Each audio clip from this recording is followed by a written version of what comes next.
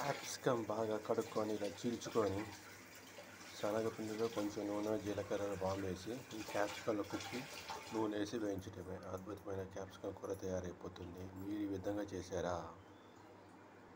ఇప్పుడు ఇది స్టవ్ మీద సిమ్లో పెట్టి మూత పెట్టడమే. ఇలా స్టవ్ సిమ్లో పెట్టి స్టవ్ మీద పెట్టేసి ఇలా మూత పెట్టేయడమే. ఇది మునగాకు కూర, మునగాకు పొడి కూర. కాయలు సుమారుగా మగ్గిపోయిన శనగపిండిలో నూనె వేసి కలుపుకోవాలి పొడిగా వచ్చేటట్టుగా. చూసారు కదా, 3 వంతులు అయిపోయింది. ఇక మళ్ళీ మూత పెట్టాలి. ఈ శనగపిండిలో ఉప్పు, కారం, ఇంగువ, వాము వేసి క్యాప్సికం చీల్చుకొని అందులో మెత్తగా కాకుండా నూనె వేసిన శనగపిండితో ఇలా గుచ్చుకోవాలి. ఇందులో క్యాప్సికం కూర తయారైపోయింది.